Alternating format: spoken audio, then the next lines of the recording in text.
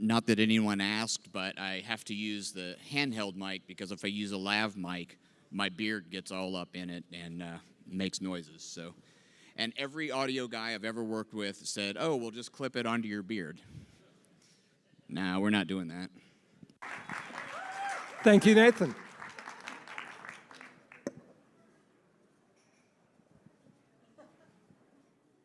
This story starts in 2004. Just getting started in the security industry, blue teamer, working as an analyst. I've just found a breach working as a SOC analyst. My stomach is in knots. I want to throw up. Sweating a little bit because that breach started an hour ago. Didn't really like that feeling. Worked hard, became a better analyst, got pretty good at that job. 10 years later, similar situation. Feeling sick, sweaty palms. I've got a vendor that's not delivering on a contract. Doesn't feel too good. I'm about to walk into my boss's office and tell him I've got a problem. This talk is so you don't end up in that spot.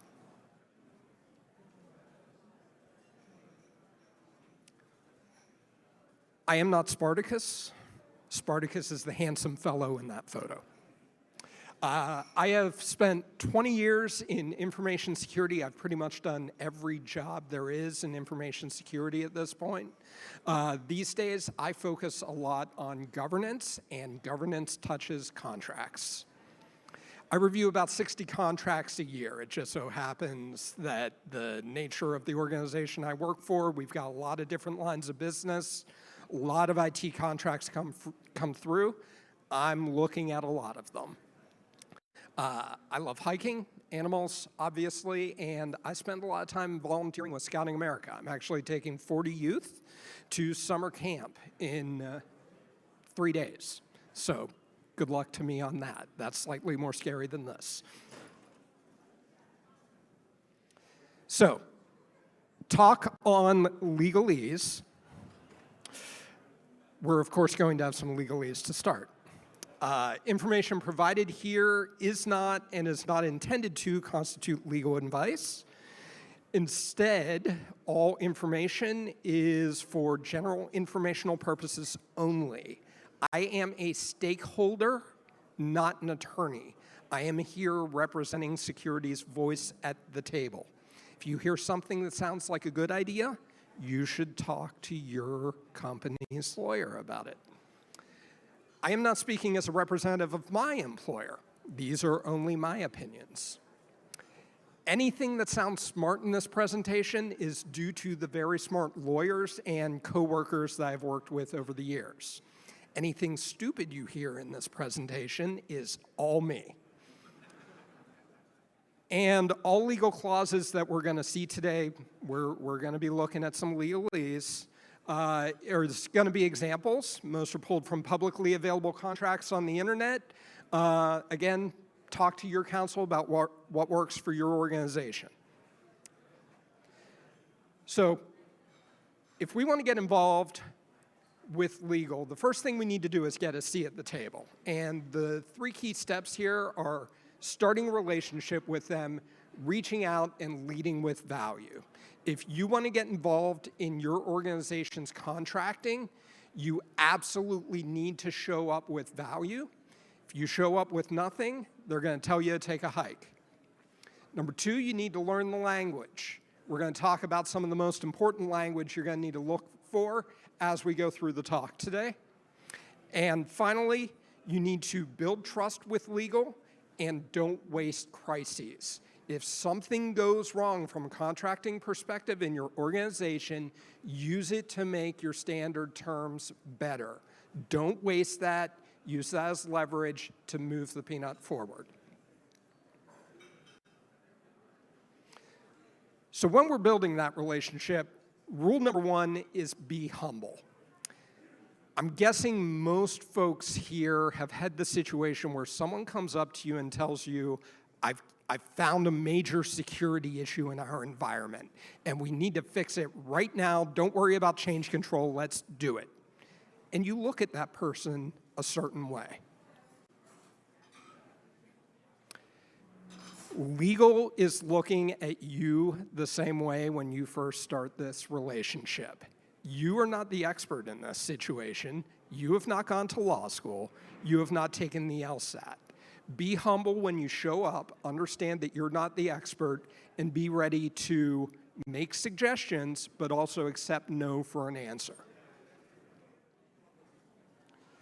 Rule number 2, do no harm.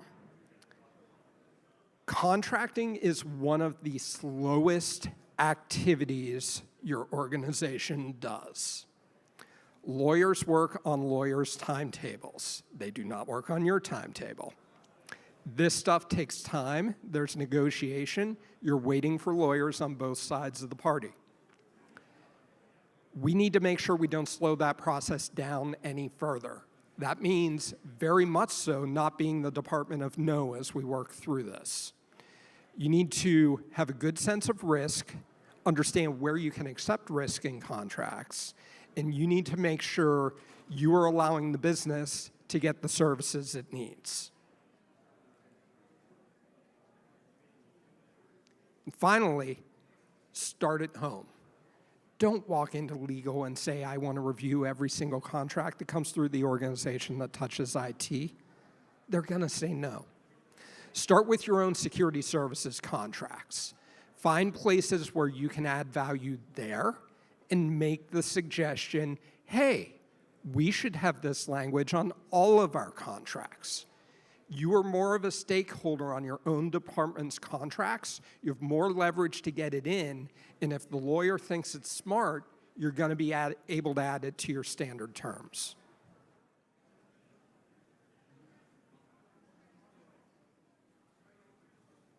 So let's start by talking about the anatomy of a contract. If you have ever done an application security review, if you have ever audited a firewall rule set, if you have ever done any type of threat modeling, you've got the right skill set to read a contract. It is the exact same thing where we're going through line by line and asking ourselves, what is the worst thing that could happen with this particular line?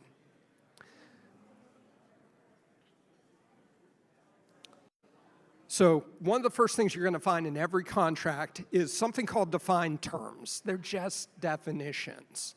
The important thing you need to know here is if we look at the very two first words up there, security incident, those are capitalized. Defined terms in a contract are going to start with capitals. Real easy way to identify them as you're reading through. Security incident may not mean what you think it means when you first read through the contract. You need to read through what the definition is and what's included in it. So here we've got some legalese. Security incident shall mean attempted or successful unauthorized access to an information system storing customer data. Does not include minor incidents that occur on a daily basis, such as scans, pings, unsuccessful random attempts to penetrate computer networks, or servers maintained by the business associate. So reading that looks pretty reasonable for security incident, but we can do better, and this is one of the places you can add value. Your lawyer is going to read this and say, hey, this looks pretty standard for the industry. As a security professional, you're going to read that and you're going to say, you know what, this environment gets popped by a golden ticket attack. That may not touch any systems that are housing my data, but I absolutely want to know if one of my vendors suffers a golden ticket attack. If their Okta instance gets breached, but none of my data gets touched. Those are all things I want to know about. So, and you're going to see this convention as we go through this. I'm going to highlight things I'd like you to keep an eye on in red. Or an information system providing a critical security control for customer data. All right, we've just expanded the definition of security incident, and when we talk about breach notification, this will get pulled in, and we hear about more of what we need to know to keep our assets safe.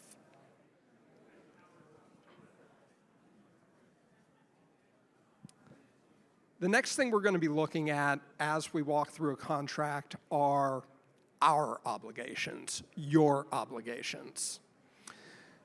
Common one that I see in almost every SaaS contract. Responsibility for users. You are responsible for any activities that occur under your account and any use of the service by any user, your employees, or any third party to whom you facilitate or permit access to the services, and all liabilities or other consequences arising as if they were your own acts. Sounds pretty reasonable at first glance, but take a look at that. How does that go wrong? Under this language, am I responsible if they've got a bug in their authentication protocol and someone does something under one of my organization's accounts? Yeah, I am.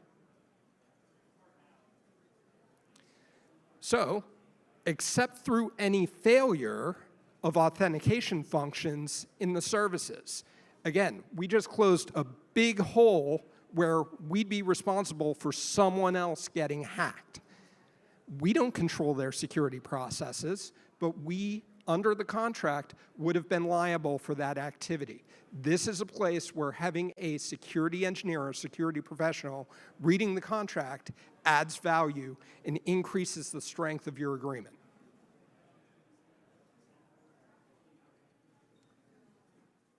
As we're reading through our contracts, we also want to read through their obligations, the supplier's obligations. And these are generally grouped in 3 buckets: deliverables, indemnities, and warranties, all slightly different.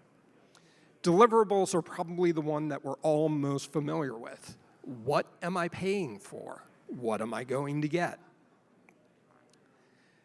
Deliverables are also the area of the contract that when you're reading it, you should absolutely spend the most time thinking about. Much like breaches, it's an infrequent event that you're going to get litigious with a contract. It's an unlikely event. Most of the time, you're going to negotiate through it with your supplier, and it's not going to go to the courts. So focus on your deliverables. What do I want? When do I want it by? Who needs to be working on this? At what point does delay become unacceptable? We've all been through projects where things go sideways. We've all been through terrible implementations. You want to draw on your knowledge of that and make sure everything in your deliverable spells out that that's not going to happen again. Think about the worst implementation you've had and write language that says, we're not going to have that when we do this one. Indemnities are a guarantee that you're getting from your vendor, and they're a special type of guarantee. Indemnities are a type of guarantee where we agree up front that if you break any of the terms in this section, it's a material breach of the contract, and we're going to agree beforehand what the supplier is going to pay or do or credit in order to rectify that. There's no, hey, I think this is an issue, you don't. Indemnity says, all right, this happened, it's in the contract, you need to start paying. Number one thing we need to look at with that is IP infringement. You guys may remember SCO Linux suing everyone that was using Linux. If you're old enough. That's actually an old guy thing at this point. We don't want a similar situation for our own organization. We want to be in a position where when we are negotiating a contract, we know that if the vendor put some code they aren't licensed for in their software, in their product, and we get sued because they put it in there, they're going to pay for the defense. We don't have to pay for the attorneys. They're going to take care of the court fees. They're going to settle it. We don't have to spend a dime. Your lawyers probably already have this in there. If they don't, talk to them about it. Warranties are similar to indemnities. Warranties, instead, though, you have to prove that A, it was breached, and B, you have to prove that there were damages. So an indemnity, we can say that regardless of whether I can show damages, this is worth $5,000 a day if you breach this indemnity. Warranties, you actually have to show damages. One that I always put in every single contract is a harmful code warranty. If I am receiving any code, or if I'm going to a web portal where I may be exposed to an exploit that is going to impact one of our users' browsers, we're putting in a harmful code warranty that says, hey, everything you deliver to us will be free of harmful code at the time of delivery.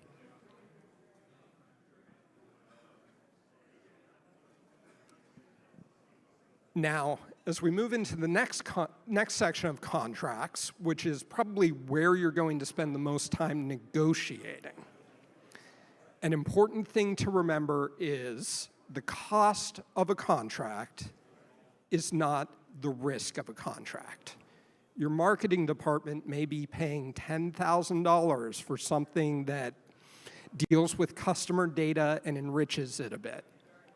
If you have a PII breach, that's going to cost you a lot more than $10,000 just for the stamps to mail the notifications. So we need to make sure that when something goes wrong, our vendors are able to cover our losses. So we've taken an interesting approach to this, and what we've done is we look at vendors and we rank them in terms of high, medium, or low risk. I don't have a perfect process for you to decide if a vendor is high risk or medium risk or low risk. If you've been in the field long enough, you probably can sniff out a little bit. What we do is we send out vendor questionnaires. You may get some answers back that are hand-wavy, or you may get answers back that are very detailed and show they know their stuff. Those are the things we're looking for as we're assessing risk. We're looking, do you do pen tests? Have you had a third party check if you are doing security the way you say you're doing security? Across the top, we've got our different data sets, because each data set has a different value, a different cost in a breach. PHI cost per record is different than PCI cost. PCI cost, we're going to see our transaction costs go up for payments, so that's entirely based on how many purchases we're doing volume-wise. And what we did is we did a fair analysis on this, just doing large buckets. If you're not familiar with FAIR, what you do is on the left side in the columns, we've got risk. We're mapping that to a probability. Maybe a high-risk vendor, we think they'll be breached within 0 to 3 years. Maybe a moderate vendor, we're thinking they're going to be breached within 3 to 10 years. A low-risk vendor, we're thinking they're going to be breached within 10 to 20 years. And then we've got estimates on the cost of our data set. This doesn't have to be perfect. DBIR is great to get data on this. Do what you can. What we did is we bucketed it, and we've got a little bit of a heat map here that indicates where it's going to be the most expensive for us if we have a breach with this vendor, where's it going to be the least expensive for us, and we can accept the most risk. And in order to complete our limitation of liability, which is the maximum amount that our supplier will pay out on this particular contract, we fill out the heat map with numbers. On the high end, in the orange squares, that's going to be where your retainer is for your insurance, all right? If you're not familiar with the term retainer, that's very similar to deductible. The insurance guys are going to cringe a little bit at me saying that, but it's close enough for these purposes. So that's where your orange is going to sit, and then you need to decide as an organization, what's the minimum liability you're willing to accept from a vendor? And this at least gives you a starting point as to where you want to be at the end of negotiation, how much risk you want them to take on. Now, one thing you're going to see from your vendors is they do not, if it's a $10,000 contract, their insurers won't allow them to take on $5 million in risk. So one of the key concepts you want to think about here is the term super cap. What that says is, hey, maybe you're a marketing vendor, and for most things, I'm paying $10,000 for your service. $10,000 is the maximum amount of money I can get back.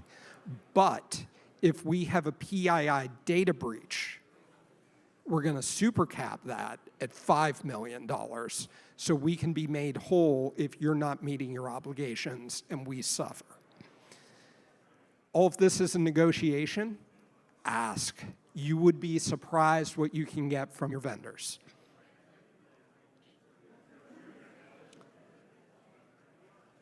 So, what's your board care about contracting, and what are the industry standard terms we should have in our contracts? What should we be making sure we add here? We just talked reading through it, but what should we be putting in terms of an information security terms addendum to our contract? Well, an industry group has an answer for that. The National Association of Corporate Directors is the industry group for boards of directors. And they worked with the Internet Security Alliance. They've put this out since 2017. It's the Director's Handbook on Cyber Risk Oversight. If you have not read this document and you ever have to do a presentation that's reporting up, you should read this whole document. In particular, though, in this document, Tool D in the appendix, the supply chain and third-party risk management questions, lists several questions that your board should be asking your leadership about cybersecurity. And there are actually 10 specific things that they want to see in your contracts. How's that for leverage to get some security terms in the contracts? We're not going to go through all 10 just because I've got 30 slides as it is, and we're fire hosing this. I'm going to focus on the ones where I can give you some ideas and add value.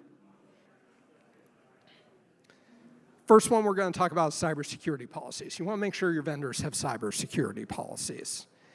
I am not going to read you this legalese. The important thing I want you to see here is we go down to item N. You can throw the kitchen sink in your language. Do you have standards that you require of your own business? Throw some of that stuff into your standard information security language. Do not be afraid to put in what you need. And the other thing I will tell you with these long items where you've got multiple things you're asking for, sometimes it's more interesting to see what the vendor won't agree to in this clause. So if you go into a negotiation and you're getting item C, asset inventory, crossed out, that's a really interesting thing for you to be crossing out from the third-party risk management perspective. Maybe I've got some additional questions for your tech team now.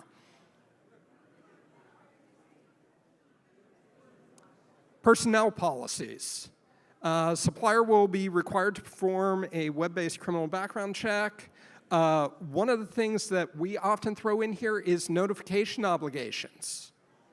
If you remove someone for a reason related to your personnel policies, we want to know, because that's a potential bad actor that could have done bad stuff with their account that they've got in our environment. We want to go through the logs and see what they did. Not everyone's going to agree to this. A lot of people are going to cite confidentiality. That's okay, even if you don't get it. 30–40% of your vendors might agree to it, and that's 30 or 40% of your vendors that you've got a better insider threat program for.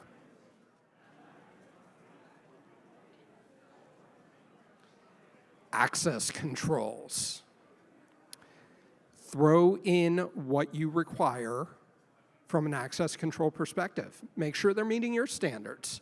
Here we've got password complexity requirements, and supplier will implement single sign-on and multi-factor authentication where available. I can't tell you how many times before we put this stuff in contracts that we got to implementation and, oh, we do SSO internally. You need your own account to log into our portal. Well, if it's in here, you promised me SSO. You can put this in your deliverables as well, but go ahead, map your standards over to your contract language. Keep it reasonable, keep it to your critical controls, things like authentication, things like encryption, but map that stuff directly into your standard terms.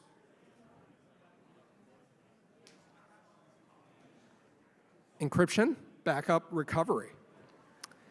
I am a big believer that backup and recovery are better dealt with in SLAs than in your standard security terms.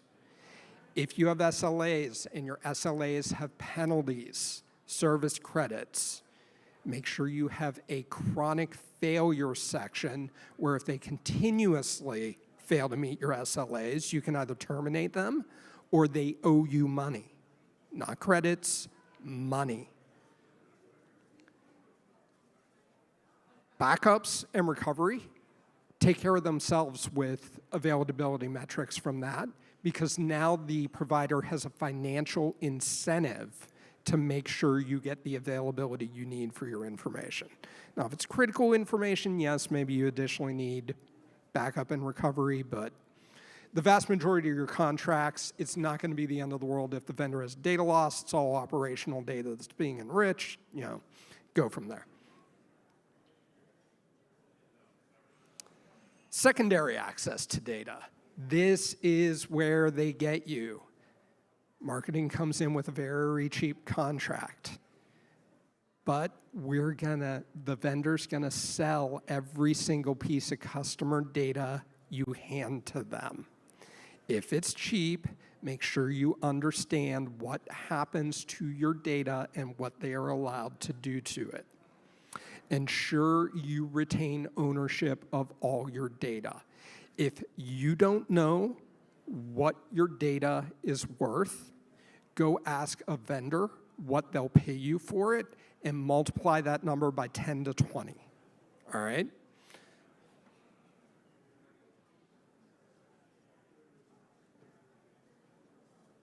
Countries with data access. This is another one that we need to take a look at. We're big on keep everything in the United States. We don't want to deal with GDPR. We don't like that. A lot of extra obligations there. We have lots of vendors that have people supporting us out of Europe, out of India, out of Japan. We push for a list. I highly recommend pushing for a list because you will find interesting things like, oh yeah, we've got a group of guys that support out of Moldova. I don't know that Eastern Europe is where I want regulated data access from. At minimum, you're going to want to exclude OFAC countries. That's the Office of Foreign Access Control. Those are embargoed countries.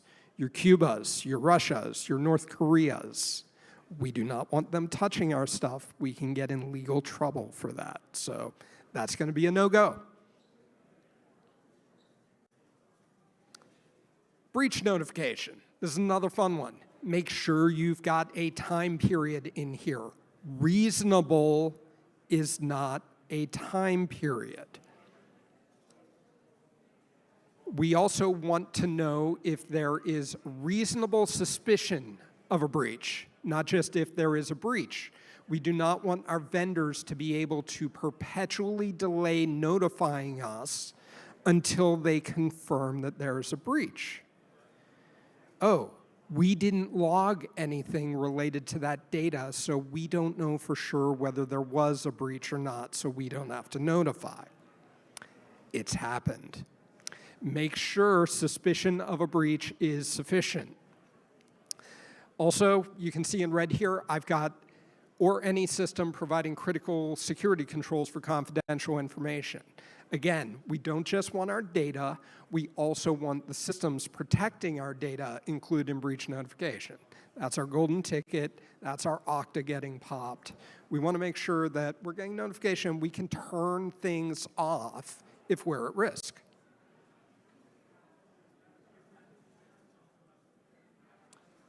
Third-party audit. We want someone to be checking what these vendors are doing. You're going to run into a lot of smaller vendors, a lot of mom and pops that, hey, what we're doing with this is we run pen tests. We have a pen tester on staff. We're running vulnerability scans. We're running web app scans. That's great. You're checking yourself. I don't know that your configurations are correct. I don't know that you're even qualified to do that. We want qualified third parties performing pen tests. We want them performing SOC 2s. Also, for my GRC folks in the room, how much time do you spend chasing SOC 2s that don't change the risk profile of your vendor? Add some language that if that SOC 2 is qualified, or there's anything that requires a management response in that SOC 2 when it's issued annually, they have to notify you. All of a sudden, you've just cut 60, 70% of who you need to follow up with, and they're in the business of notifying you when they have a problem.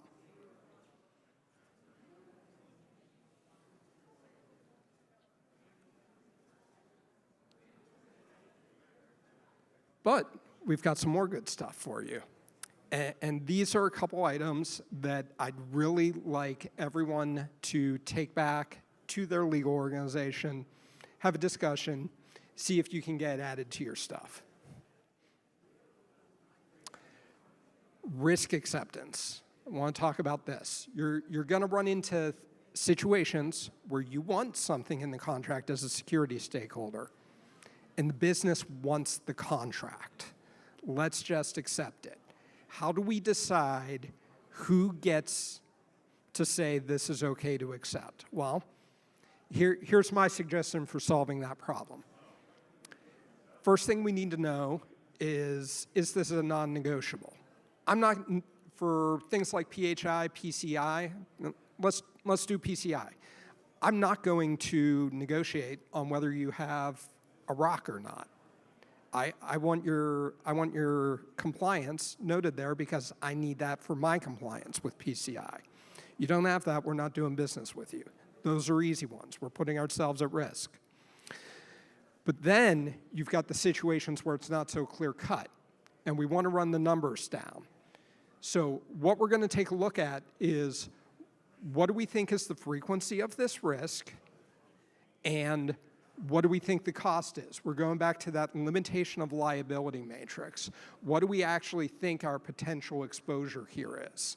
If we're going to our example of marketing in the $10,000 contract, we've got 1,000 records of PII, estimate $400 a record. You know, we've got decent exposure there, and even if you annualize that over 3 years for a high-risk vendor, you're still in several $100,000. That is way more cost than that contract. But we also need to know what kind of money that's saving marketing. If that's saving them $2 million, risk can be good too in contracts. We can have contracts where it's going to save the business $2 million a year. So we've got to take our annualized loss and subtract that off of the money we're saving or the money we're making coming out of this contract. And you're either going to be negative, you're going to be close, or you're going to be positive. If you're positive and you're making more money, it's an easy risk acceptance decision. It's not a non-negotiable, hey, let's go ahead, let's make the business some money. This is a good place for us to take risk. This is a good place for security to say, yes, we're supporting what the business wants to do. When you're upside down on it, though, when your risk exposure way outweighs what you're going to be saving with this contract, your business already has a methodology set up for who should be able to accept this. And it's your purchase limitations. Your managers only have a certain amount of money they can spend. Your directors only have a certain amount of money they can spend. Your VPs only have a certain amount of money they can spend. This money is part of this contract. This isn't a $10,000 contract. This is a $100,000 risk contract. So do we need to bring that to the director, to the VP, to the CFO as part of the purchase strategy for this contract? That's where I suggest you should be placing the risk and having a risk owner accept it. Because the business has already decided these people within your organization can make decisions about spending that much money and whether it's worth it or not. The final one I've got for you is my favorite one, and I want everyone to take this one back and put it in their standard language. This is the canary clause. I have a 100% true positive rate with this clause. Supplier attests that at the time of this agreement, supplier is not aware of any current or prior undisclosed breach that would impact the security of customer data. You can do all the third-party risk assessment questionnaires you want to. If they have to sign in a legal document that they are not currently under breach, you're going to find some really interesting things when people cross this line out. I've only had 2 vendors that have refused to accept this language. Both of those vendors we walked away from. Both of those vendors disclosed a breach within 6 months of when we walked away. 100% true positive rate on that. I don't know anything else you get a 100% true positive rate with in information security. Put this in your standard language.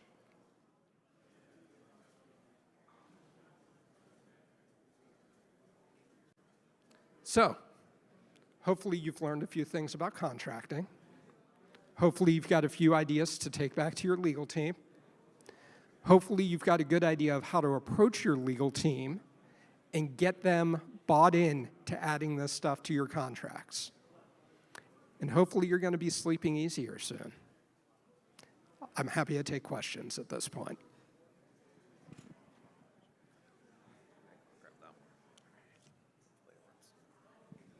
Lisa. Do you have anything in your contracts related to fourth and nth parties? So the question is, do we have anything related to fourth or nth parties? And the answer is yes, and I do recommend adding some language to that.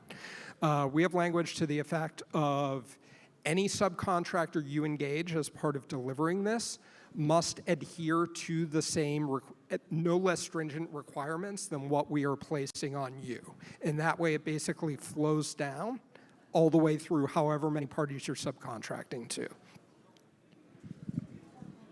Thanks.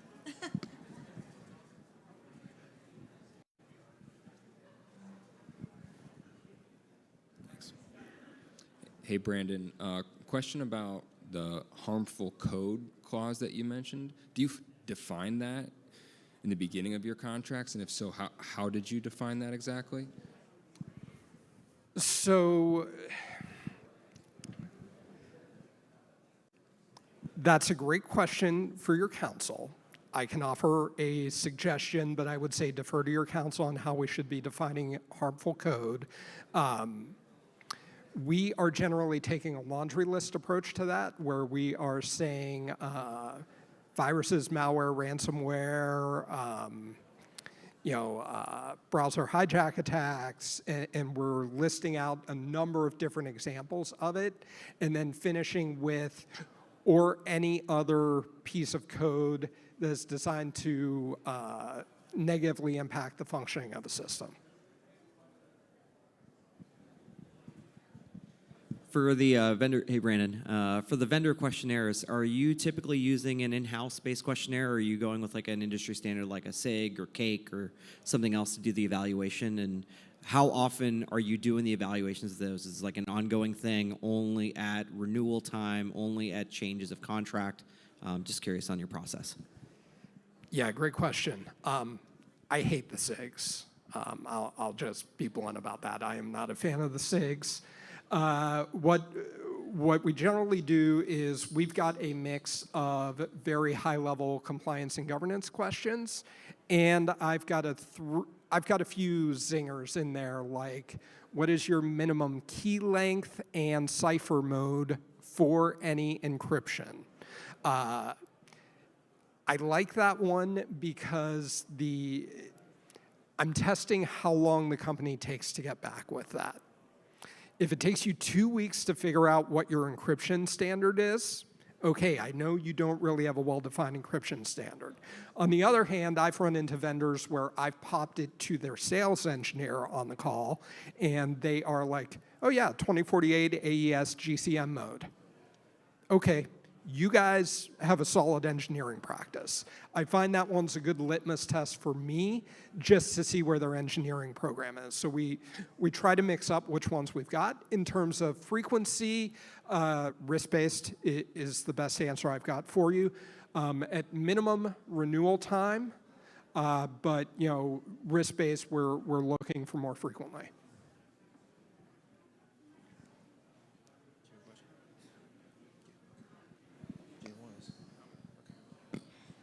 Hi, is there any appreciable difference between a SaaS contract? Sorry. Oh, okay. Yes. Hi.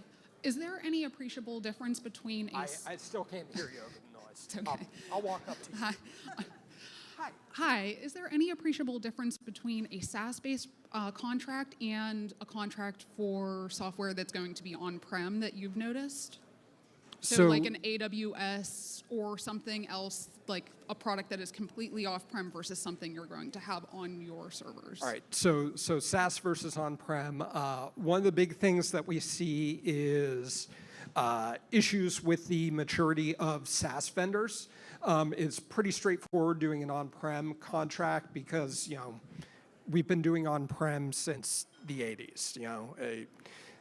That's nothing new. SaaS vendors, one of the big things we're looking for is when I ask for your SOC 2, are you giving me Amazon's or Azure's SOC 2 and saying, oh yeah, we've got SOC 2. Yeah, no, that's not for you, that's for them.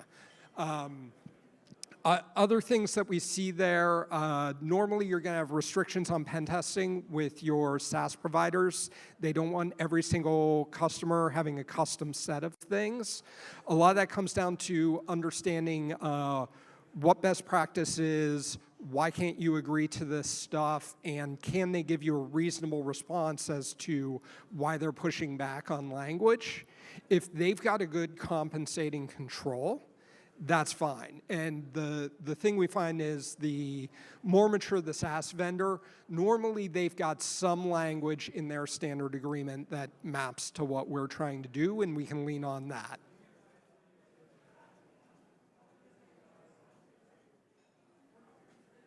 I think we have time for about one more question. Hey, Brandon. The question is related to the SaaS services and availability. In the first presentation, Alex, I believe, was up here in this room, it could have been the other room, could have been this, I don't know, talk about how availability is very important with this, now cloud-first type security, cloud-first services, availability. And you mentioned about SLAs, built-in compensation for when SLAs, get breached.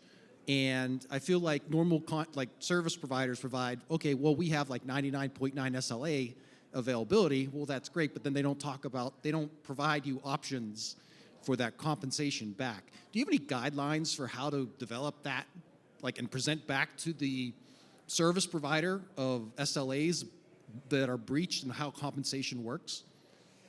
Yeah, so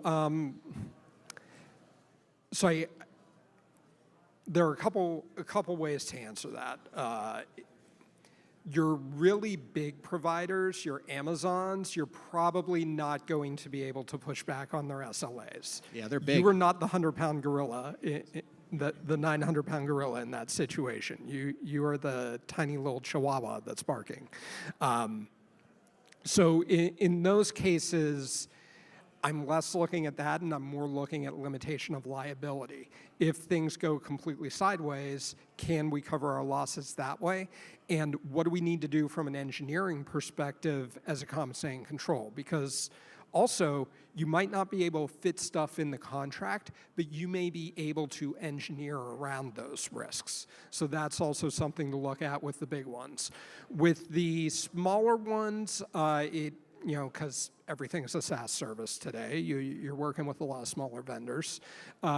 Those smaller SaaS vendors, we're going to be looking at where are they starting at. You need to set up a realistic case for them, and I find this is getting into negotiation tactics a bit, but if you can set up a realistic scenario for them, listen, we're saying you guys have had a breach, you've had 2 breaches of your SLA, you've had 3 breaches of your SLA, it keeps happening, we're having our business impacted, we're having our customers angry with us, we need compensation at that point for that reputational hit. If you're able to set up the realistic scenario for them, that's where I find that they are willing to have a conversation. It may not be direct dollars, it may be alternative things, but you've got to go into a negotiation knowing what the set of potential acceptable outcomes are for you. So, sorry, I don't have one answer for that, but it depends.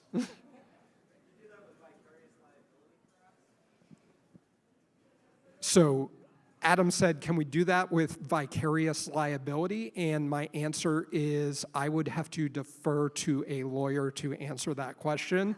I do not know. All right, guys, that about wraps it up. Can we give a nice round of applause for Brandon? It was a wonderful, in-depth analysis. All right, guys, we'll take about a 10-minute break, and we'll be back here for our next talk. Thank you.